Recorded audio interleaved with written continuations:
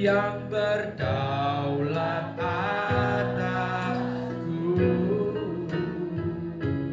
yang berdaulat atasku.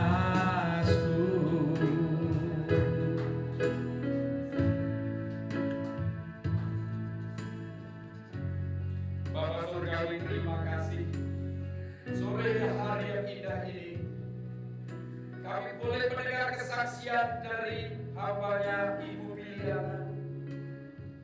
Bukan kebetulan, namun dia sudah merasakan anugerah-Mu. Kalau Kau izinkan sesuatu hal yang buruk terjadi, ada rencana-Mu di balik ini semua. Kami boleh belajar dari pengalaman yang dialami, bukan hal yang baik, namun menjadi pelajaran hidup ke depan kita semua. Penyertaan-Mu, kuasa-Mu lebih dari yang bisa kami pikirkan, Tuhan.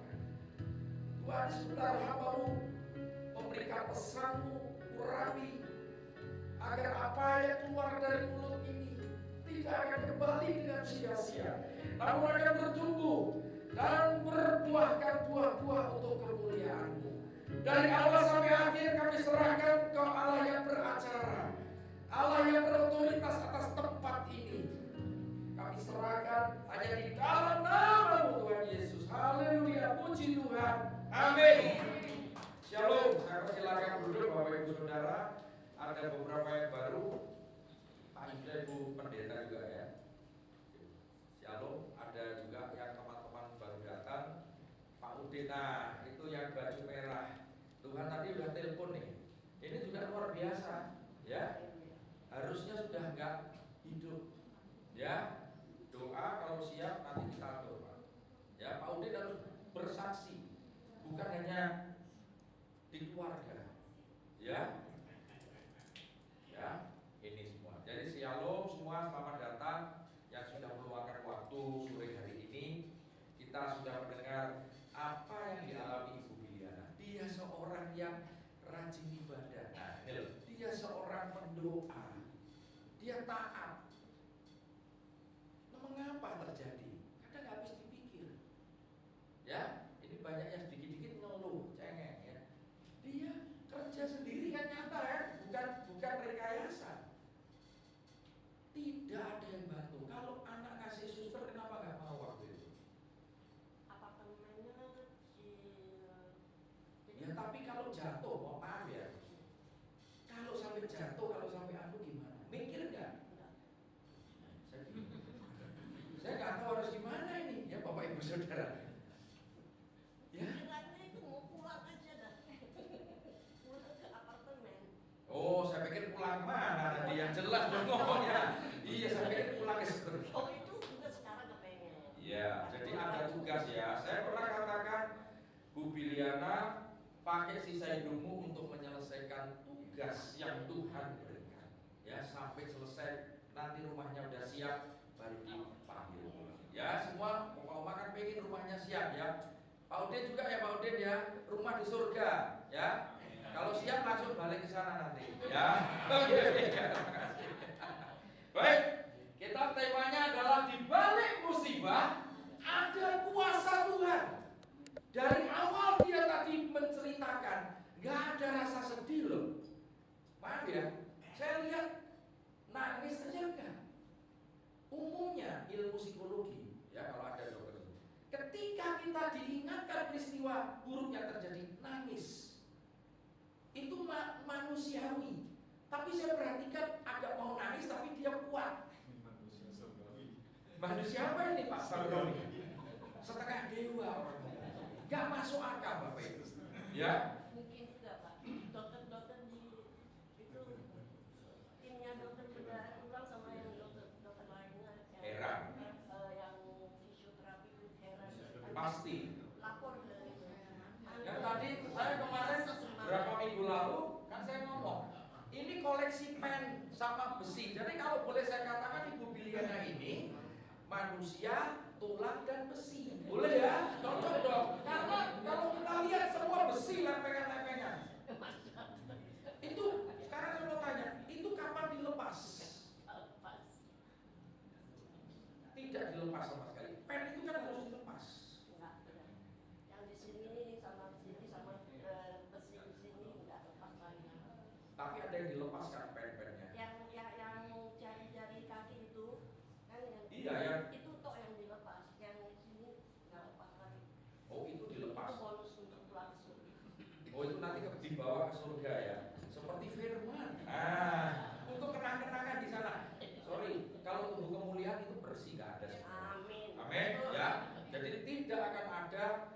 apapun selain firman yang hidup yang kita bawa pulang ke surga. Amin. Ya, baik. Kita akan membaca ayat Mazmur 91 ayat 3 sampai 7. Disinilah dimana kita mengalami kesesakan, dimana kita mengalami sesuatu yang udah gak ada harapan. Ya, nah, sungguh dialah yang akan melepaskan engkau dari jerat merangkap, burung dari penyakit sampar yang busuk. Apa yang dialami ini sakit semua. Ya, tapi dia percaya bahwa Tuhan akan melepaskan, Tuhan yang akan memulihkan. Dengan kepaknya ia akan menundungi engkau di bawah sayapnya. Engkau akan berlindung. Kesetiaannya ialah perisai dan pagar tembok. Engkau tidak usah takut terhadap kedahsyatan malam, terhadap panah yang terbang di waktu siang, terhadap penyakit sampar yang berjalan di dalam gelap, terhadap apapun penyakit penular yang mengamuk di waktu petang. Walau 1000 orang rebah di sisimu dan 10.000 di sebelah kananmu, tetapi itu tidak akan menimpamu. Nah, Bapak Ibu Saudara, yang dialami Ibu Biliana, saya percaya memang Tuhan memilih untuk dipakai. Logikanya, ya, kita tahu kejatuhan itu pasti hampir dikatakan tidak akan selamat. Kalau selamat pun akan cacat. Sekarang Bapak Ibu Pak Umar lihat, dia berdiri tegak. Dia tidak ada keluhan sama sekali. Bukankah ini tadi pertolongan Tuhan? Bukankah itu kuasa Tuhan yang terjadi di dalam diri Ibu Biliana? Ya, dan inilah kekuatan Tuhan yang kita betul-betul buka. Oke, kita lanjutkan. PowerPoint berikutnya. Nah, apa itu musibah? Kita perlu tahu adalah suatu bagian yang diizinkan Tuhan. Lihat, jadi supaya kita punya mindset, kita punya pola pikir benar, jangan alergi dengan masalah sakit penyakit. Adalah bagian, oke? Yang diizinkan Tuhan bagi manusia supaya manusia apa? Mawas diri, supaya manusia koreksi diri, supaya manusia sadar diri. Ini, ya, selalu berjaga-jaga di dalam mengalami dinamika hidup dengan berserah total dan percaya penuh. Mazmur 37 kan, percaya serahkan seluruhnya dan percayakan kepada Tuhan yang berdaulat dan pegang kendali. Tema sebelumnya, Tuhan pegang kendali atas hidupku. Katakan itu. Ini agar bertumbuh semakin dewasa rohani dan imannya. Apa yang dia ceritakan tidak ada rasa sedih. Tadi saya ngomong, doakan supaya saya nggak demam panggung. Ini tadi enggak, terlalu pede kalau saya ngomong, betul? Terlalu pede. Jadi saya rasa ini benar apa enggak? Seakan-akan kita nggak percaya. Tapi itulah kalau Roh Kudus bekerja. Tadi saya doakan di belakang dengan ada kekuatan. Tadi waktu datang dihambat, ya. Saya bilang berangkat. Kalau teman-teman nggak mau ikut, kalau diajak makan banyak yang ikut, betul. Kalau diajak untuk urusan Tuhan nanti dulu. Ya biarin. Nanti kalau panggilan surga, Bapak Ibu, Bu Biliana ada di depan, teman-teman, saya kok di belakang salah sendiri. Loh, Tuhan juga akan memilih orang yang sungguh-sungguh mencari dia, ditaruh di depan antriannya. Ya, nah ini loh, bertumbuh semakin dewasa rohani dan imannya. Amin. Kita lanjutkan. Kita baca lagi untuk menguatkan Yakobus 1 ayat 2 sampai 4. Saudara-saudaraku, anggaplah. Nah, tadi dikatakan sebagai suatu kebahagiaan apabila kamu jatuh di dalam berbagai-bagai pencobaan. Ini ayat ini kalau kita baca, kita gak akan bisa terima. Bagaimana mesti bahagia kalau kita mengalami sakit, kita mengalami kehilangan orang yang kita cintai, kita mengalami tekanan PHK, bangkrut. Tapi Tuhan katakan, ya, sebab kamu tahu bahwa ujian terhadap imanmu itu menghasilkan ketekunan. Dan ketekunan itu biarkanlah terus akan memperoleh buah yang matang, supaya kamu menjadi sempurna, utuh dan tidak kekurangan suatu apapun. Ini kehendak Tuhan, kita terus disempurnakan, karena kita nggak sempurna. Jadi masalah, penyakit, problem apapun itu adalah bagian sarana yang sengaja Tuhan pakai supaya kita bertumbuh dewasa di dalam iman dan rohani. Amin. Katakan itu. Ini kuncinya. Dan ya satu-satu saya lihat kalau Pak Paulus kemarin kesaksian masih ada agak nangis lagi. Ini enggak tegar. Bagi seorang perempuan sangat tegar. Harusnya laki-laki yang tegar, ya.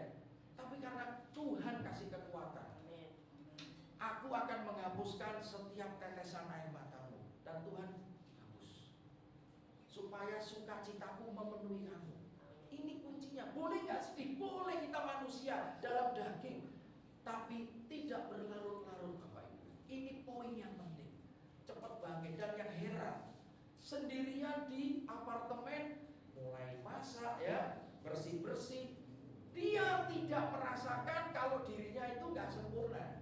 Dia lakukan seperti pada saat dia normal aja, dan ternyata udah biasa. Nah, Bapak Ibu, kita lihat contohnya nyata. Bagaimana kedahsyatan Tuhan, kuasa Tuhan memberikan kekuatan. Filipi 4 ayat 13 tadi ya, itu juga saya suka ayat itu. Segala perkara dapat ku tanggung di dalam Dia yang beri kekuatan. Tuhan Yesus penolong dan sahabat, tetap percaya Tuhan setia. Amin. Itu bukan cuma dikatakan, praktekkan, harus ada masalah sehingga ayat firman itu hidup. Kalau kita nggak ada masalah, ayat-ayat itu nggak ada gunanya, betul? Justru kita banyak masalah di dunia yang udah jatuh dalam dosa. Kita butuh solusi dari firman Tuhan, bukan dari yang lain. Ya, nah, jadi ketekunan itu memperoleh buah yang matang supaya kamu menjadi sempurna dan utuh, tidak kekurangan suatu apapun. Baik, kita lanjutkan. Nah, ini supaya lebih jelas. Musibah itu berkat, tadi ngomong apa? Anugerah. Ini baru saya lihat orang yang mengalami musibah, dia bisa berkata anugerah. Dan saya perhatikan keluar, bukan rekayasa. Betul, saya tulis. Musibah adalah berkat atau anugerah dan kebahagiaan bagi yang mengalaminya. Ayat yang tadi mendukung. Berbahagialah ketika kita mengalami berbagai-bagai pencobaan, karena kita mau dilatih, dididik. Apa yang dialami Ferdinand yang di sini? Dia tangkap, dia masukkan di sel, dia disuruh melayani di situ. Sudah ini saya dididik Tuhan, saya dilatih Tuhan, dan dia bisa menerima. Kuncinya, kalau kita belum bisa menerima, kita akan susah. Kita akan terus-menerus mengalami hal-hal masalah. Tapi ketika kita bisa menerima dan kita serahkan total kepada Tuhan, percaya sepenuhnya, maka Tuhan ambil alih. Tuhan yang mengerjakan. Dia Alfa dan Omega, konteksnya itu. Dia yang mengawali, dia yang mengakhiri, dia yang menyelesaikan. Ya, musibah dan penderitaan. Teruskan. Bagian pelatihan yang Tuhan izinkan terjadi, kita dilatih. Katakan itu. Oh, ada masalah ini, Tuhan sedang melatih aku supaya aku lebih sabar. Ya, Tuhan sedang melatih aku supaya aku lebih rendah hati. Oh, Tuhan sedang melatih aku supaya aku lebih bermurah hati dan lain sebagainya, supaya buah-buah roh itu keluar, buah-buah roh itu muncul. Ya, ini Tuhan izinkan terjadi. Berikutnya, proses mengubah dan menyadarkan karakter dan perilaku. Nah, firman atau Alkitab adalah segala tulisan yang diilhami oleh Allah, yang berguna. Yang pertama, mengajar. Kita perlu belajar, kita perlu diajar dan belajar. Yang kedua, untuk menyatakan kesalahan dong. Setelah kita belajar, kita baca betapa jahatnya saya ya, betapa buruknya. Nah, Tuhan menyingkapkan dosa-dosa kita. Tuhan menyingkapkan kesalahan-kesalahan kita di masa lalu. Setelah itu, untuk memperbaiki perilaku.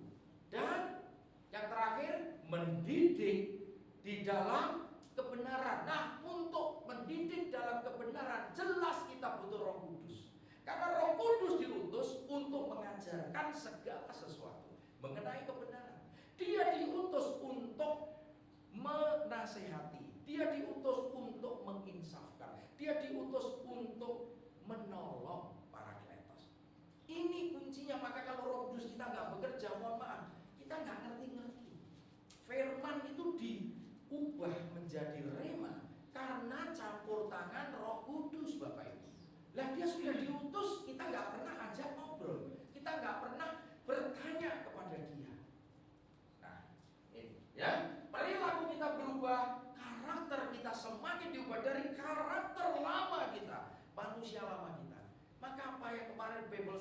kita belajar bagaimana Rasul Paulus ikuti teladanku. Bukan berarti mengalahkan Yesus, bukan. Artinya bagaimana cara dia mematikan daging, bagaimana cara dia meninggalkan duniawi, hal-hal yang berpusat pada duniawi, ditinggalkan, dibuang, supaya dia mengenakan manusia baru di dalam Kristus. Dia serahkan semua, hidupku bukan aku lagi, tetapi Kristus yang hidup di dalam aku, Kristus yang mengendalikan pikiranku, Kristus yang mengendalikan hatiku, Kristus yang memiliki aku, supaya hidupku bukan aku lagi, tetapi hidupku bergantung sepenuhnya 100% kepada Kristus. Apakah Paulus sebagai manusia biasa nggak ngeluh?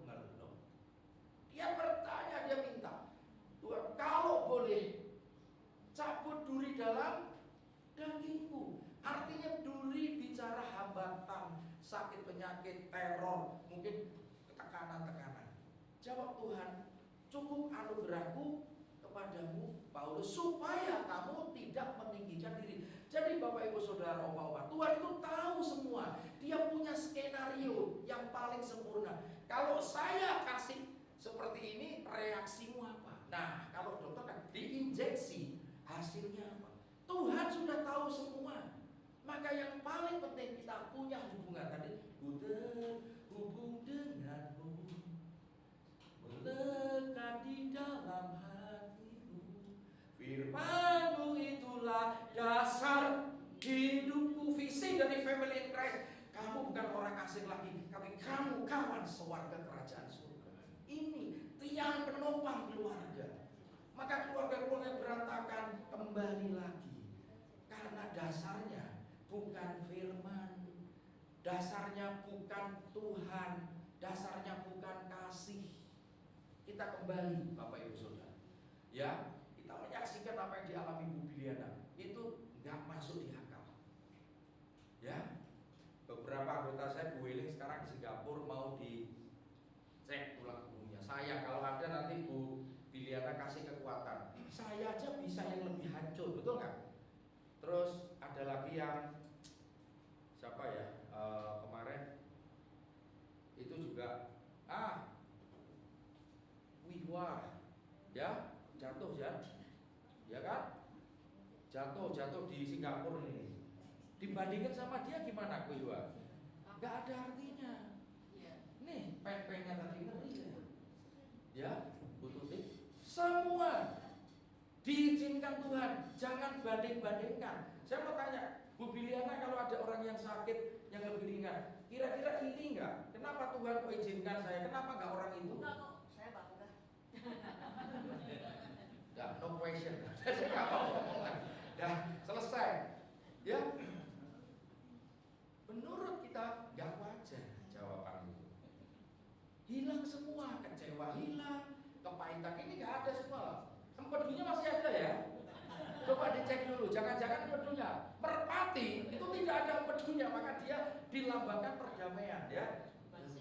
Masih ada ya. Tapi empedu itu pahit, tetapi tidak membuat hidupnya pahit. Amin. Ini kekuatan ya, karena hidupnya jadi manis bersama Tuhan Yesus. Ya, oke. Nah, kita lanjutkan. Lalu apa langkahnya sekarang? Setelah kita tahu, mendewasakan rohani dan iman. Ini kuncinya. Kita jangan jadi anak-anak terus. Umurmu sudah sekian, harusnya kamu jadi pengajar, tapi kamu minta susu terus, minta makanan-makanan yang halus, padahal seharusnya kamu harus makan makanan yang keras. Nah ini penting ya, mendewasakan rohani dan iman. Kemudian lakukan bagian kita untuk menggerakkan kuasa Tuhan. Amen. Ini yang dilakukan dia, ya, adalah menggerakkan kuasa Tuhan. Karena apa, saudara? Karena Ibu Biliana dia taat, jangan ngeluh nggak ngeluh, ya taati firman, doa, tekun doa. Lalu yang terjadi, Tuhan bergerak. Ketika kita melakukan langkah pertama, selesai, maka Tuhan bekerja. Ya, langkah berikutnya. Nah ini penting. Ya dia kerjakan. Dia tidak mengeluh. Apa yang ditulis di Alkitab dipraktekkan oleh Ibu Biliana, bukan dihafal, dihidupi. Maka dia menjadi hidup karena Kristus yang menghidupkan dia. Amen. Oke, kita lanjutkan. Nah, ini kuasanya bekerja. Maka masalah menjadi sesuatu yang biasa, bukan luar biasa. Maka kenapa diizinkan kita ngadepi masalah? Supaya kita jadi terbiasa. Oh, saya udah biasa ngadepi masalah ini, solusinya ini. Gak takut lagi, gak cemas lagi, gak gampang khawatir. Justru kalau kita gampang khawatir, kenapa? Kita hadapi, jangan malah lari. Kita takut melawan apa? Hadapi. Ini kuncinya, bersama Tuhan Yesus, ya. Masalah menjadi sesuatu yang biasa. Maka pencobaan-pencobaan yang dia ngomongin adalah biasa. Ketika kamu dicobai, Tuhan akan beri solusinya, men. Pasti. Ketika kita sudah katakan penderitaan ringan yang kualami tidak akan bisa dibandingkan dengan kemuliaan yang Tuhan akan nyatakan. Yang kupasang ringan, masa kita nggak percaya dengan perkataan firman? Kalau Tuhan ngomong yang kupasang ringan, amin, amin, amin, ya ringan. Kenapa kok saya terasa berat? Karena kamu nyangkalnya kurang. Nah, ingat, sebelum mikul salib ngapain? Menyangkal diri. Baru kita ngomong mengikut Yesus. Kita ngomong pengikut Kristus, tapi kita tidak melakukan langkah sebelumnya. Nggak bisa, maka berat terus, ya. Oke, kita lanjutkan. Nah, inilah gambar bagiannya. Nah, bagaimana kita menjadikan masalah untuk kebaikan? Roma 8 ayat 28. Ada yang tahu firman? Kita tahu sekarang Tuhan bekerja di dalam segala sesuatu untuk mendatangkan kebaikan bagi mereka yang mengasihi Dia dan mereka yang terpanggil sesuai dengan rencana. Nah, ada rencana Tuhan dalam hidupnya. Pernah mikir nggak? Tahun sekian, jam sekian mau ketimpa? Gak pernah mimpi. Gak pernah mimpi. Gak pernah ditelepon Tuhan, ya. Beberapa orang ngomong ke saya, Pak, kenapa Tuhan gak ngomong dulu supaya aku hati-hati? Saya cuma tanya, kamu hubungannya intinya seberapa? Diam. Kenali Tuhanmu. Pakai firman. Jangan pakai yang enggak, mohon maaf. Banyak yang menemukan cara ini, cara itu. Tunggu di sini, nanti Tuhan datang. Nah, praktek-praktek ini harus kita jauhi, hindari, ya. Kita tekuni firman, baca siang dan malam supaya menjadi rema. Rema itu menjadi modal bekal kita untuk melanjutkan perjalanan. Oke, yang pertama, ini loh. Ini penting. Kenapa pertobatan setiap hari? Saya bertanya, pagi, siang, sore, malam kita bekerja, kita pelayanan, kita beraktivitas. Kita sadar nggak kita pernah nyakitin orang, kita bisa disakiti, betul nggak? Maka setiap hari ngaku dosa. Loh, bukankah Yesus betul? Tapi kedagingan kita ini masih di dalam daging yang berpotensi melakukan interaksi konflik dengan sesama kita, betul nggak? Kesinggung misalkan, ya kan? Padahal ngomongnya baik, bagi si A baik, bagi si B udah nusuk. Karena setiap kondisi kita manusia beda, tahu Tuhan tahu. Nah, ini mengaku dosa dan bertobat, ya, kuncinya di situ. Yang kedua, berani sangkal diri pikul salib, yang tadi nanti saya bilang. Yang ketiga, ini penting, jadikan masalah bagian kita. Lihat, untuk menggenapi rencana Tuhan di dalam setiap kehidupan kita. Paham? Dan ini memang Tuhan mau pakai. Siapa tokoh-tokoh mulai dari Abraham, Daud, Yusuf, gak kena masalah. Masalah bertubi-tubi. Jadi kalau mereka mengalami badai masalah, Yesus pun juga mengalami badai masalah. Kita pun akan mengalami badai masalah. Bedanya porsinya kita disesuaikan dengan kemampuan kapasitas kita. Itu yang hebatnya Tuhan kita. Ya, oke, ayatnya biar kita selesai cepat. Yakobus 5:16, karena itu hendaklah kamu saling mengaku. Orang susah ngaku. Ya, tapi saya lihat Pak Paulus ini terutama laki-laki gengsinya tinggi, ya. Dia bisa minta maaf sama istrinya. Nah, ini Pak Uma. Berapa kali? Ya, kalau punya suami atau almarhum minta maaf, jujur, bisa dihitung kan? Jarang. Tapi dia, masa lihat Tuhan akan pakai, kalau kau sungguh-sungguh Tuhan akan angkat lepas.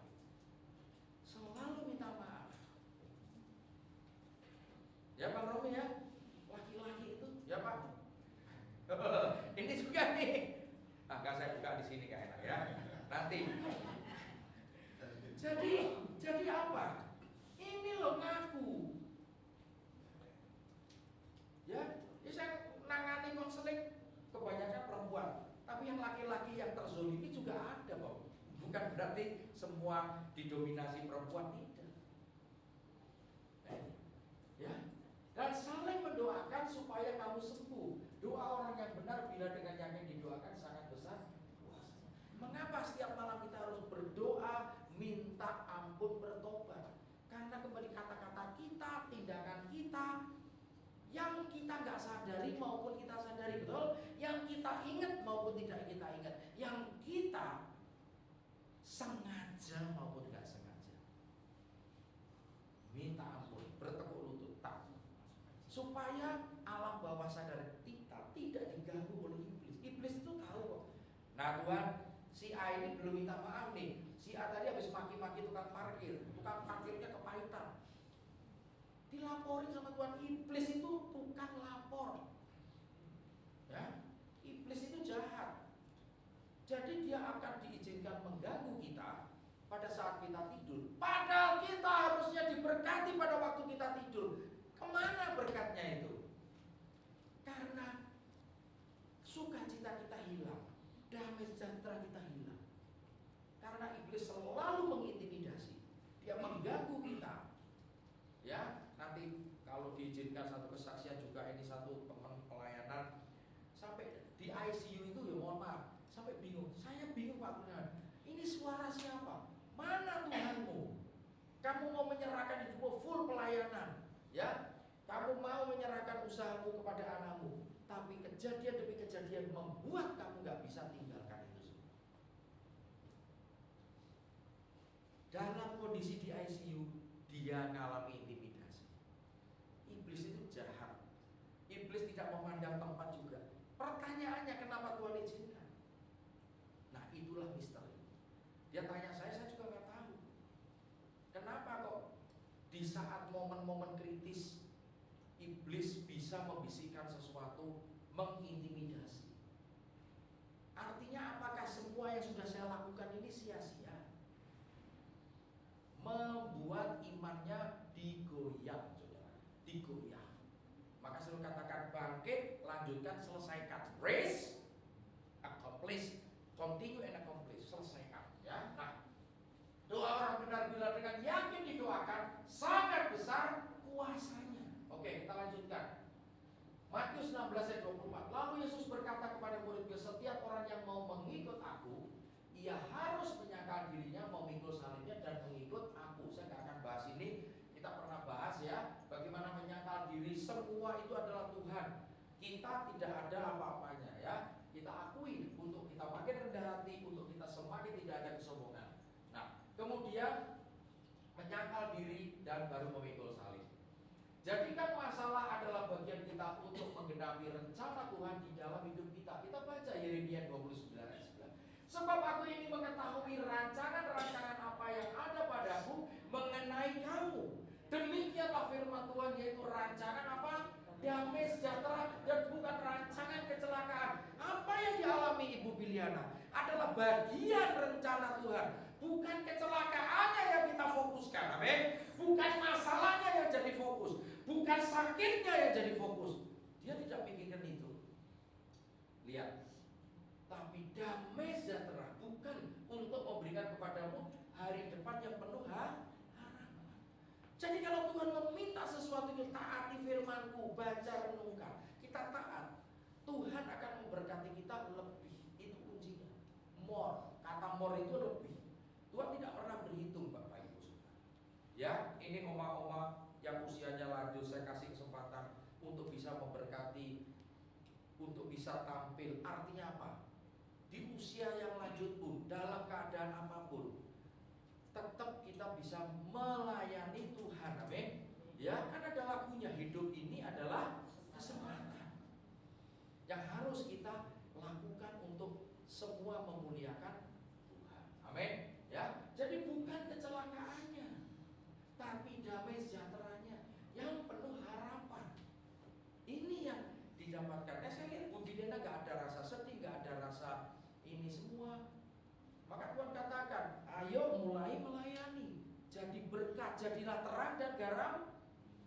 Jangan sampai garam itu gak asin. Nah, tawar ya. Oke, yang terakhir Ayub 42. Nah ini juga jelas. Kita tahu penderitaan Ayub luar biasa. Akhirnya teman itu sadar setelah dia ingat. Lihat saudara, gunanya kita baca merenungkan firman. Pada saat kita kritis, yang keluar itu tak firman. Itu dia tak sadar, aduh. Nah, Ayub kan lebih dari aku. Nah, ingat Ferdinand juga.